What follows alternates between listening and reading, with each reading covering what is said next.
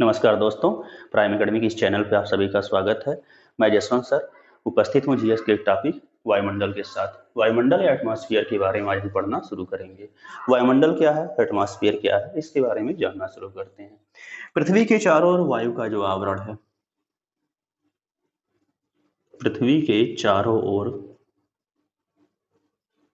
वायु का आवरण,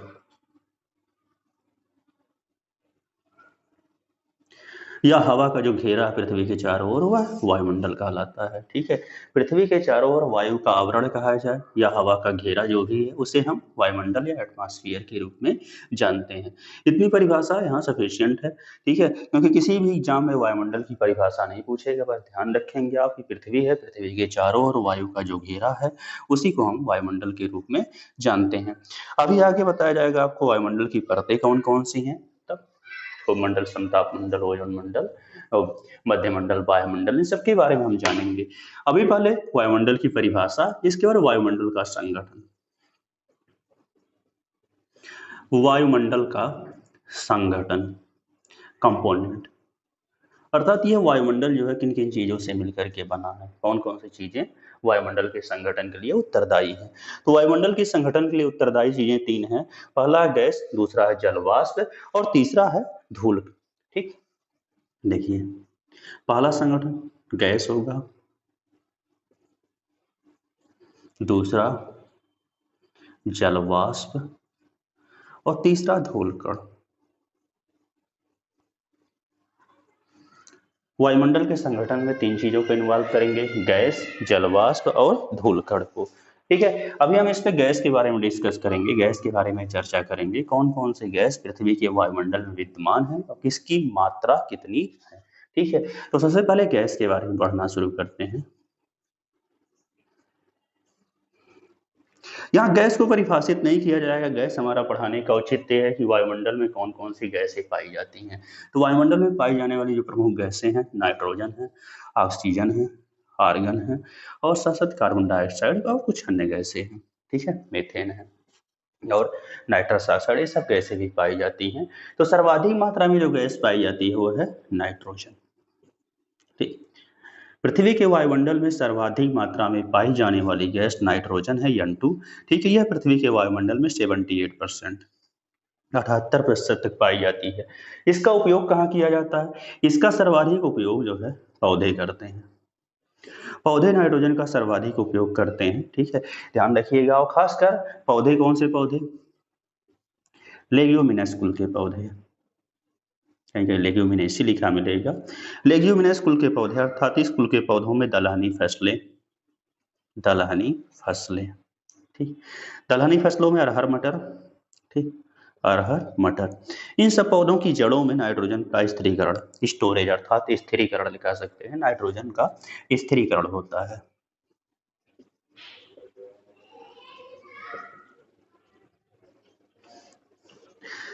नाइट्रोजन स्टोर रहता है, नाइट्रोजन स्टोर करने का से बैक्टीरिया जो होता है नाइट्रोजन स्टोर करने वाला, ठीक है, वह राइजोबियम बैक्टीरिया होता है जो दलहनी पौधों की जड़ों में नाइट्रोजन का स्ट्रेफिकेशन अर्थात स्थिरीकरण करता है। ठीक है, और खासकर नाइट्रोजन का यूज जो है पौधे ही करते हैं। उन पौधों में कौन से कुल के पौधे? लेग्यूमिनस कुल के पौधे, लेग्यूमिनस या लेग्यूमिनेसी कहीं कहीं लिखा मिलेगा। इस कुल के पौधों में दलहनी फसलें आएंगी। दलहनी फसलों में मुख्यतः अरहर, मटर को इन्वॉल्व किया जाएगा। यह नाइट्रोजन का स्टोरेज करते हैं, स्टोर करते हैं, अर्थात उससे उन्हें भोजन, अन्य पदार्थों की आपूर्ति करते रहते हैं। इसके अतिरिक्त बात करेंगे, नाइट्रोजन के बाद जो दूसरी गैस सर्वाधिक मात्रा में वायुमंडल में पाई जाती है वह है ऑक्सीजन। वायुमंडल में दूसरी सर्वाधिक मात्रा में पाई जाने वाली गैस ऑक्सीजन है। यह वायुमंडल में 21% तक पाई जाती है। ठीक है, वायुमंडल में दूसरी सर्वाधिक मात्रा में पाई जाने वाली गैस ऑक्सीजन है। इसे हम प्राणवायु के रूप में जानते हैं,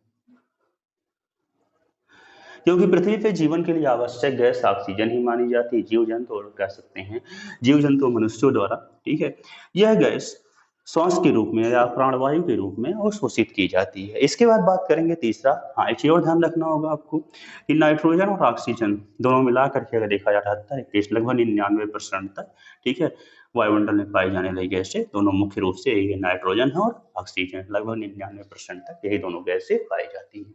तीसरा बात करेंगे आर्गन। ठीक है, आर्गन एक अक्रिय गैस है, यह कह सकते हैं वायुमंडल में 0.93% ही मात्रा में पाई जाती है। इस पे सबसे ज्यादा क्वेश्चन एग्जाम में टेकअप हुए हैं कि वायुमंडल में सर्वाधिक मात्रा में पाई जाने वाली अक्रिय गैस कौन सी है।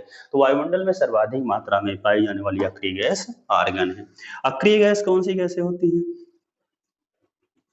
ऐसी गैसें जो किसी से क्रिया ना करे। ठीक है, किसी से क्रिया ना करे। इसमें कौन कौन सी गैसें? हीलियम है, नियान है, आर्गन है, क्रिप्टॉन है, ठीक, जेनान है और रेडान है। ठीक है, ये सब कह सकते हैं अक्रिय गैसें हैं। इन अक्रिय गैसों में सर्वाधिक मात्रा में वायुमंडल में पाई जाने वाली गैस जो है वह आर्गन है, 0.93% तक पाई जाती है।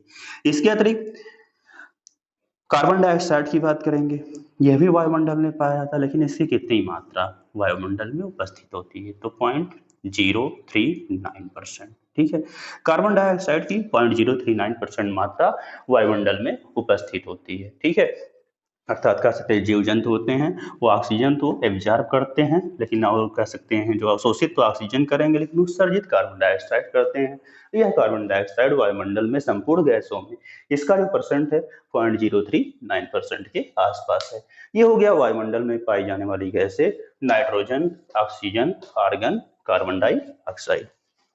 उपरोक्त गैसों अर्थात नाइट्रोजन, ऑक्सीजन, आर्गन के अतिरिक्त कुछ अन्य गैसों की परतें भी पाई जाती हैं पृथ्वी के चारों ओर। वो कौन कौन सी गैसें हैं? CO2 लिखा ही है यहाँ पे, CH4 अर्थात मीथेन हो गया, CFC हो गया, और कुछ अन्य गैसें भी पाई जाती हैं। इन गैसों की परतें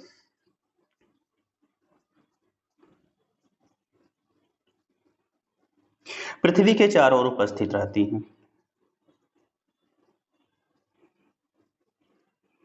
पाई जाती हैं, अर्थात कुछ मात्रा में उपस्थित रहती हैं। ठीक है, अब बात करते हैं पृथ्वी पे जो सौर्य विकिरण या सूर्य का जो किरण आता है, सौरिक विकिरण आता है। ठीक है, यह रहा सूर्य आपका। ठीक है,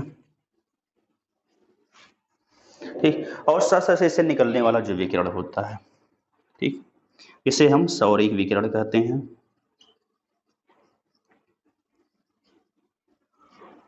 ठीक, यह पृथ्वी तक कह सकते हैं परावैंगनी किरणों के रूप में पहुंचता है, और पृथ्वी से जो रेडिएशन उत्सर्जित होता है, पृथ्वी से जो विकिरण निकलता है, उसे हम पार्थिव विकिरण के रूप में जानते हैं। ठीक है, पार्थिव विकिरण के रूप में जानते हैं, जो पृथ्वी से विकिरण उत्सर्जित होता है। ठीक है, अब बात करते हैं इसमें पृथ्वी का इस सौरिक विकिरण के माध्यम से जो पृथ्वी का औसत तापमान होता है वो लगभग 15 डिग्री सेंटीग्रेड। ये ध्यान रखिएगा क्वेश्चन कि पृथ्वी का जो औसत तापमान होता है वह लगभग 15 डिग्री सेंटीग्रेड के आसपास होता है। सौरिक विकिरण ये लघु रेडियो तरंगों के रूप में आता है, लघु रेडियो तरंगों के रूप में पृथ्वी पर पहुंचता है। ठीक है, लेकिन आते समय तो लघु तरंगों के रूप में आता है, जाते समय जो है इनकी इंटेंसिटी अर्थात तीव्रता अर्थात एनर्जी कुछ ना कुछ कम हो जाती है। जिस वेग से आते हैं उस वेग से पृथ्वी से लौट नहीं पाते हैं, जिस वेग से पृथ्वी पर पहुंचते हैं उस वेग से पृथ्वी से लौट नहीं पाते हैं। अर्थात कहने का तात्पर्य है सूर्य से निकलने वाला जो रेडिएशन है, विकिरण है, वह CH4 CFC CO2 परतों को पार करते हुए पृथ्वी तक तो आ जाता है। ठीक है, वायुमंडल को पार करके पृथ्वी तक पहुंच जाता है, लेकिन पृथ्वी से लौटते समय यही परतें CO2 CH4 CFC इन्हें वापस नहीं जाने देती हैं। ठीक है, और जब वापस ये नहीं जाने देती हैं, अर्थात कह सकते हैं कहीं ना कहीं पृथ्वी के तापमान को इंक्रीज करने का काम करते हैं। इस घटना को हम ग्रीन हाउस इफेक्ट बोलते हैं।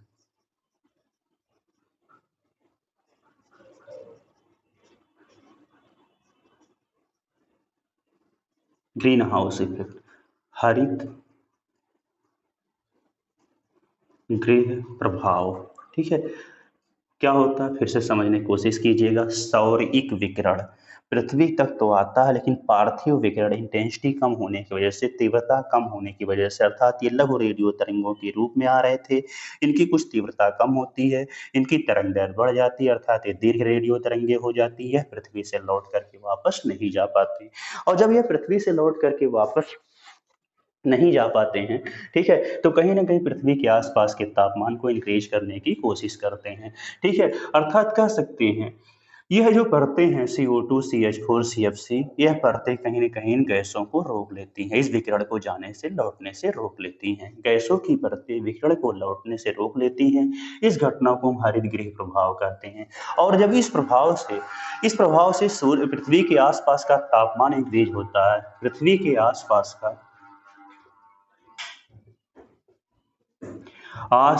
का तापमान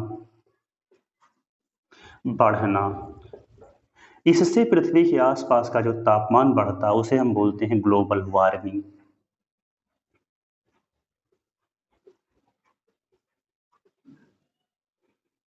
अर्थात वैश्विक तापन, हिंदी में नाम होगा वैश्विक तापन। वैश्विक तापन क्या होता है? पृथ्वी के आसपास का अर्थात वायुमंडल का तापमान इंक्रीज होना। यह इंक्रीज कैसे होता है?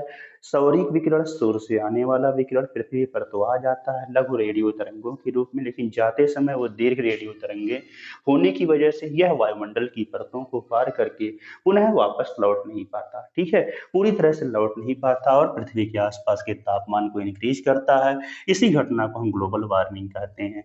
लेकिन कह सकते हैं गैसे इस रेडिएशन का पृथ्वी पर रुकना हरितगृह प्रभाव कहलाता है। इसके अतिरिक्त एक चीज और ध्यान रखिएगा, पृथ्वी जितनी उष्मा सूर्य से लेती है, जितनी उष्मा सूर्य से लेती है, अगर 100% ले रही है तो 100 में से 99.99% तक लौट देती है। बहुत कम मात्रा ही अब्जॉर्ब करती है। ठीक है, अर्थात जितनी उष्मा लेती है उतनी लौटा देती है। लेकिन इन परतों की वजह से कुछ न कुछ उष्मा जो है वह पृथ्वी के वायुमंडल को गर्म करते रहते हैं, अर्थात तापमान को इंक्रीज करते रहते हैं। यह घटना हरितगृह प्रभाव कहलाता है और जब तापमान बढ़ेगा तो उसे हम ग्लोबल वार्मिंग या वैश्विक तापन के रूप में जानते हैं। चलिए आगे बात करते हैं, इस ग्लोबल वार्मिंग के लिए उत्तरदायी गैस, सर्वाधिक उत्तरदायी गैस क्या है? इस ग्लोबल वार्मिंग या वैश्विक तापन के लिए सर्वाधिक उत्तरदायी गैस, सर्वाधिक उत्तरदायी गैस कौन कौन सी? यही 3 नाम रहेंगे, CO2, CH4 और CFC। CO2 का उत्सर्जन हमारे आसपास कह सकते हैं जो भी, हाँ, जीवाश्मों के जलने पर CO2 का उत्सर्जन जो होता है, जीवाश्म, ठीक, जीव जंतुओं के अवशेष के जलने पर होता है। और CH4 मीथेन अर्थात का धान के खेत से पशुओं की जुगाली करने से उत्सर्जित होता है। और CFC का उत्सर्जन होता है रेफ्रिजरेटर से। ठीक है, यह जो CO2, CH4 और CFC कहीं न कहीं वैश्विक तापन के लिए उत्तरदायी, सर्वाधिक उत्तरदायी गैसें मानी जाती हैं। इसका प्रभाव क्या होगा? अगर ग्लोबल वार्मिंग बढ़ती जा रही है अर्थात ये गैस बहुत ज्यादा उत्सर्जित होते जा रहे हैं तो इसका प्रभाव क्या होगा? ठीक है, हिमनद पिघल जाएंगे। हिमनद का मतलब है जो कह सकते ग्लेशियर है। ठीक,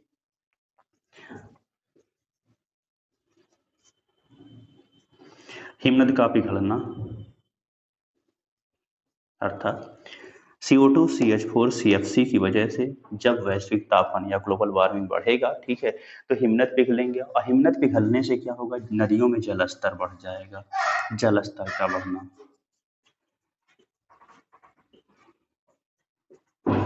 जल स्तर का बढ़ जाना। ठीक है, इसके अतिरिक्त एक प्रभाव और होगा, जैव विविधता पर भारी संकट मंडराने लगेंगे। जैव विविधता पर भारी संकट,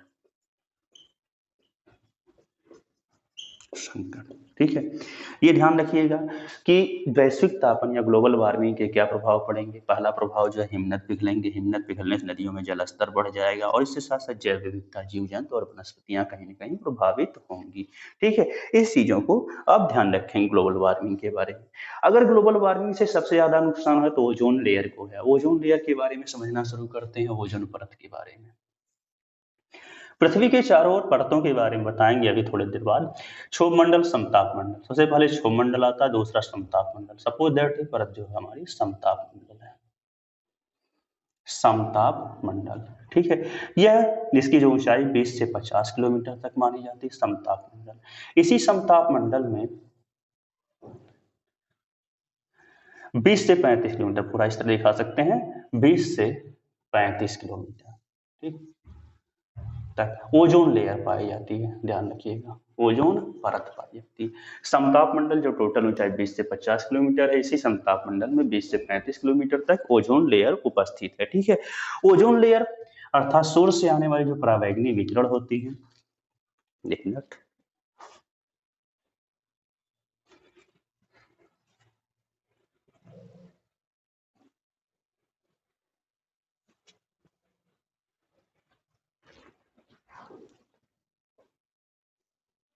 ये हो गया पृथ्वी।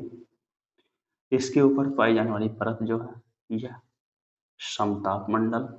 समताप मंडल पहली परत नहीं होती, पहले क्षोभ मंडल रहेगा फिर समताप मंडल। समताप मंडल कितना होगा? 20 से 50 किलोमीटर तक। इसी समताप मंडल में ओजोन लेयर उपस्थित है, ओजोन लेयर की परत पाई जाती है। ठीक, यह परत सपोज दैट है ओजोन लेयर परत। इसका जो सांद्रण है 20 से 35 किलोमीटर तक सर्वाधिक है। ठीक है, यह ओजोन परत करता क्या है? ओजोन अर्थात O3 गैस के रूप में ऑक्सीजन का प्ररूप है। सूर्य से जो विकिरण आता है, सूर्य से आने वाली परावैंगनी किरणें यूवी अल्ट्रावायलेट रेज, ठीक है, को परावर्तित कर देता है अर्थात लौटा देता है। ठीक है, सूर्य से आने वाली परावैंगनी किरणों को यह ओजोन परत वापस कर देता है। ठीक है, और ओजोन परत जो है यह संपूर्ण वायुमंडल में जो ओजोन गैस पाई जाती है 0.0006%। ठीक है, इसकी मात्रा है। यह पृथ्वी के समताप मंडल में उपस्थित परत है जो पृथ्वी के सुरक्षा कवच के रूप में जानी जाती है। किस रूप में? सुरक्षा कवच। ठीक, सुरक्षा कवच के रूप में जानी जाती है। सूर्य से आने वाली परावैंगनी किरणों को लौटाती रहती है। अगर ये परावैंगनी किरणें पृथ्वी पर आती रहें तो क्या होगा? त्वचा संबंधी बीमारियां अर्थात कह सकते हैं,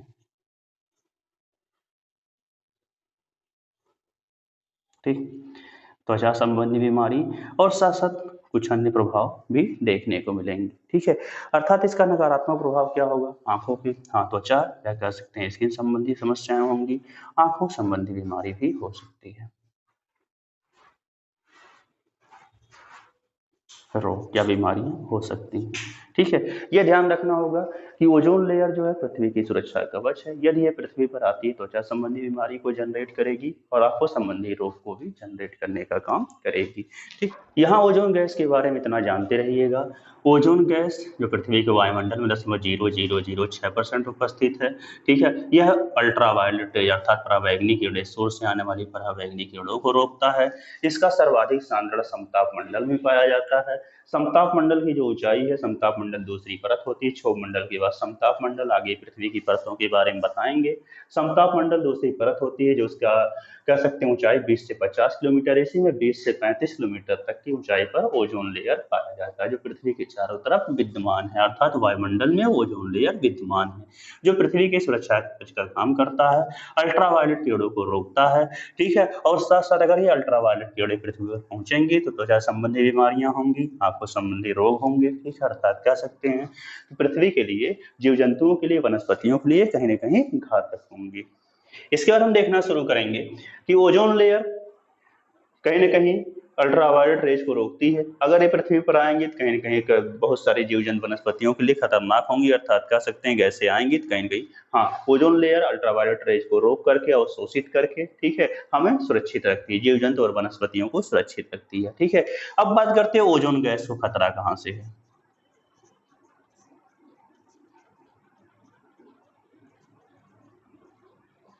ओजोन परत या ओजोन गैस लिख सकते हैं, परत भी लिख सकते हैं। ठीक, परत को कहां से नुकसान है, किस चीज से सर्वाधिक नुकसान की बात आती है? ठीक है, देखिए, जेटयान जो होता है, जेटयान, ठीक, इससे निकलने वाली जो गैस होती है यह भी ओजोन लेयर को कहीं ना कहीं प्रभावित करती है। नाइट्रोजन ऑक्साइड गैस जिससे उत्सर्जित होता है ओजोन लेयर को प्रभावित करने का काम करती है। इसके अतिरिक्त एयर कंडीशनर, ठीक है, अर्थात कह सकते हैं एसी से निकलने वाली गैसें या सीएफसी कह सकते हैं, क्लोरोफ्लोरोकार्बन, यह भी ओजोन को प्रभावित करने का काम करती है। ठीक है, और साथ साथ रेफ्रिजरेटर, क्लोरीन, ब्रोमीन, ये सब, हाँ, रेफ्रिजरेटर सीएफसी का उत्सर्जन होता है, एसी से भी सीएफसी का उत्सर्जन होता है, क्लोरीन, ब्रोमीन, ब्रोमीन गैसें भी नुकसानदायक होती है ओजोन लेयर के लिए, और साथ साथ CCl4, कार्बन टेट्राक्लोराइड, ये सब गैसें ओजोन लेयर को क्षति पहुंचाती हैं।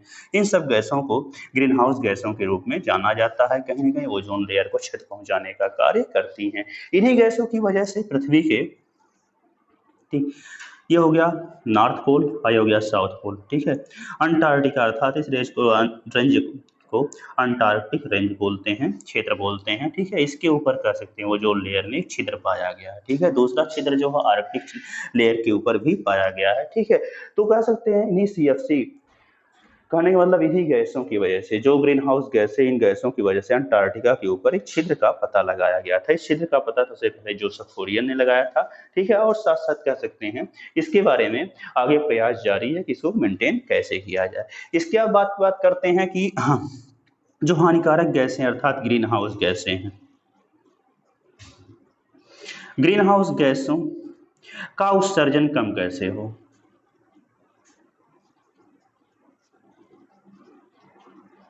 ग्रीन हाउस गैसों का उत्सर्जन कम करने के लिए वैश्विक स्तर पर अभी तक 2 बार प्रयास किए गए हैं। जो ओजोन कह सकते हैं ओजोन परत के संरक्षण से संबंधित अर्थात ग्रीन हाउस गैसों को कम किया जा सके। 1985 में वियना कन्वेंशन हुआ था, वियना ऑस्ट्रिया में पड़ता है। 1985 में वियना कन्वेंशन, ठीक है, वियना कन्वेंशन या सम्मेलन, ठीक है। और साथ साथ कह सकते 1987 में मॉन्ट्रियल प्रोटोकॉल, मॉन्ट्रियल प्रोटोकॉल, ठीक। तो ये कह सकते हैं ओजोन लेयर को संरक्षित करने के लिए या ओजोन परत से संबंधित जो समझौते अभी तक हुए 1985 में वियना कन्वेंशन, 1987 में मॉन्ट्रियल प्रोटोकॉल। तो ये था कि आज का जो टॉपिक था पृथ्वी का वायुमंडल, वायुमंडल के संगठन में कौन कौन सी गैसें हैं, कौन कौन से इन्वॉल्व होते हैं, गैस, जलवाष्प, धूलकण। अभी तक तो हम गैस के बारे में पढ़ रहे थे। गैस के बारे में हमने पढ़ा कि कौन कौन सी गैसें महत्वपूर्ण है, नाइट्रोजन है, ऑक्सीजन है, आर्गन है, CO2 है। नाइट्रोजन के बारे में पढ़ा कि नाइट्रोजन का एडवांटेज पृथ्वी पर कितना है, कहाँ से कहाँ तक कितनी गैसें कितनी मात्रा में उपस्थित है। इसके बाद हमने ऑक्सीजन के बारे में पढ़ा, इसे प्राणवायु के रूप में क्यों जानते हैं कि जीव जंतु वनस्पतियों के लिए कहीं न कहीं आवश्यक होता है। फिर हमने आर्गन के बारे में पढ़ा, सर्वाधिक मात्रा में पाई जाने वाली गैस है। इसके बाद हमने पढ़ा था कुछ अन्य गैसों की जो परतें पाई जाती हैं, इनका पृथ्वी के कह सकते हैं पृथ्वी पर आने वाले रेडिएशन से क्या संबंध है। सौरिक विकिरण आता है, और सौरिक विकिरण क्या होता है, पार्थिव विकिरण क्या होता है। सौरिक विकिरण जितना आता है क्या पृथ्वी उतना रिफ्लेक्ट करती है, नहीं करती है। सौरिक विकिरण की कौन सी तरंगे होती हैं और पार्थिव विकिरण कौन सी तरंगे होती है, ये भी बताया। और पृथ्वी का औसत तापमान कितना होता है, ये भी बताया। इसके अतिरिक्त बताया था कि हाँ, सौर विकिरण को रोकने के लिए जो परत होती है ओजोन है, ओजोन लेयर है। और ओजोन लेयर को कह सकते हैं जो सूर्य से आने वाली पराबैंगनी किरणें, अल्ट्रावायलेट किरणें होती हैं, इनको कैसे रिफ्लेक्ट करती है, किस मंडल में उपस्थित है, कितनी मात्रा है। इसे सुरक्षा कवच कहते हैं। तो क्यों कहते हैं, अगर यह अल्ट्रावायलेट रेज पृथ्वी पर आएंगी तो कौन कौन सी बीमारियां हो जाएंगी। और साथ साथ कह सकते हैं अगर यह वास्तव में ओजोन परत, हाँ, ये जो ओजोन परत पृथ्वी के चारों ओर समताप मंडल में विद्यमान है, इसको खतरा कहाँ से, किन किन चीजों से खतरा है, कौन कौन सी चीजें इसको नुकसान पहुंचाती हैं, और इन गैसों का उत्सर्जन कम करने के लिए वैश्विक स्तर पर क्या प्रयास हुए हैं, पर क्या प्रयास हुए हैं। 2 प्रयास किए गए अभी तक। पहला था 1985 में वियना कन्वेंशन, दूसरा था 1987 में मॉन्ट्रियल प्रोटोकॉल। यह वायुमंडल का शुरुआती टॉपिक था, जहां हमने पढ़ा गैसों के बारे में, कौन कौन सी गैसें हैं। दूसरे लेक्चर में हम पढ़ेंगे जलवाष्प और धूलकण के बारे में, साथ साथ वायुमंडल की परतों के बारे में। आज के लिए इतना ही, धन्यवाद।